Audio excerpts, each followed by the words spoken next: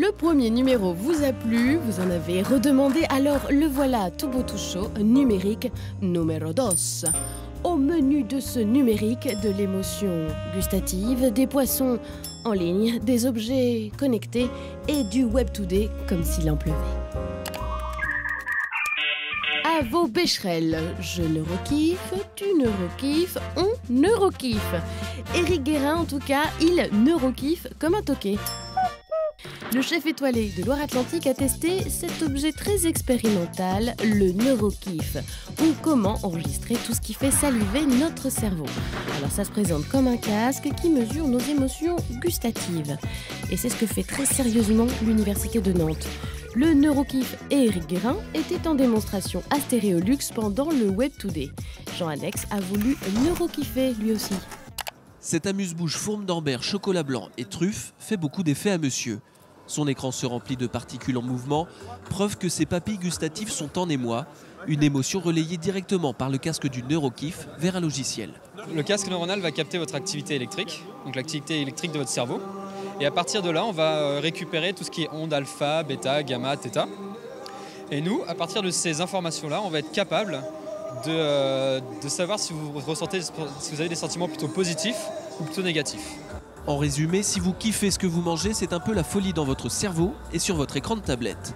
Les cercles s'agrandissent et le volume sonore de la musique augmente. Et forcément, lorsque la dégustation est signée Éric Guérin, les écrans pétillent. Le chef de la mare aux oiseaux s'est prêté au jeu et voit dans le neurokiff l'avenir de la dégustation. Moi, dans ma façon d'aborder la gastronomie, je l'aborde vraiment dans le modèle un petit peu contemporain, toujours à la recherche de nouveaux produits, d'une nouvelle conception de la cuisine. Et là, je trouve qu'on y est vraiment avec un côté vraiment ludique.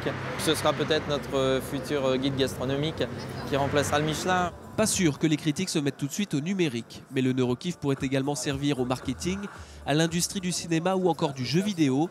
Il est même disponible à la location pour tous ceux qui voudraient voir leurs émotions sur un écran. Le neurokiff, c'est swag, comme disent les jeunes, mais c'est un peu comme les lunettes connectées ou les bracelets connectés. On se demande quand même à quoi ça sert vraiment dans la vraie vie. Est-ce que ce ne sont que des objets gadgets pour des hyper geeks ou alors des objets connectés qui peuvent changer notre quotidien demain, voire après-demain? C'est la question que Denis Vanier a posée à Olivier Esrati, consultant en stratégie de l'innovation. Il était à Nantes il y a quelques jours. Aujourd'hui, un objet connecté, c'est tout simplement un objet numérique qui contient un capteur d'environnement ou un capteur qu'on porte sur soi qui va capter une donnée quelconque. Ça peut être le pouls, la lumière, la température, la qualité de l'air, qui fournit des données à un logiciel qui peut tourner sur un smartphone ou qui, par le biais de l'Internet, va tourner sur un ordinateur et qui va apporter un service. Grâce aux objets connectés, on va pouvoir capter des données biométriques qui permettent de suivre sa propre santé. Est-ce qu'on a une activité physique suffisante? Est-ce que le battement de son cœur est régulier? Donc ça, c'est dans le cas de certaines pathologies, c'est utile de le suivre. Dans le cas de la maison, on va suivre la qualité de l'air, la température, pour réguler tout bêtement, comme sur un thermostat, la chaudière.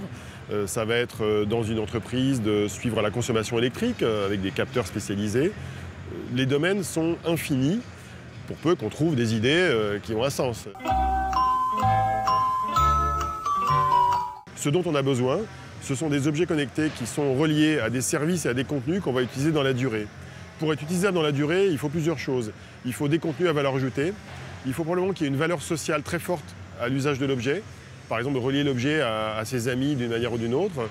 Et il faut que les données qui soient collectées, une fois qu'elles sont agrégées à un niveau local ou national, apportent une valeur intéressante. Par exemple, pour choisir un appartement en fonction du bruit ambiant, c'est très intéressant ça, c'est la valeur globale d'une donnée.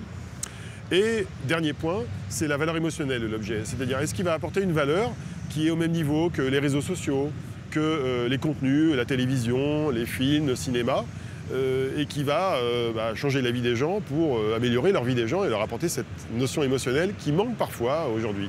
Le monde numérique, c'est un peu comme le cinéma. Il y a la science-fiction et les films réalistes avec des vrais gens dedans. Un exemple facile. C'est l'histoire d'un gars qui veut acheter du poisson. Et pas de bol, dans son quartier, il n'y a plus de poissonnerie. Alors le gars, il tapote sur son ordi, va sur le site au-poisson.fr, il passe commande et va ensuite chercher sa commande à Orvaux. Bienvenue dans la première poissonnerie en ligne de France, créée par 3 jeunes Nantais qui misent sur le local et l'abordable. Le mieux pour juger, c'est encore de tester au-poisson.fr. Le Web Today, 5e édition, mission accomplie en 5 points. On y a vu une ministre, Télé Nantes, plein de visiteurs, beaucoup de conférences et aussi quelques démos. Et cette édition 2014 a battu les records en activité sur la toile. 13 000 messages, mesdames et messieurs, concernant le Web Today ont été échangés sur les réseaux sociaux. C'est inouï. Numérique, c'est fini pour cette fois-ci. Mais tel un boomerang connecté, nous reviendrons. #, à bientôt.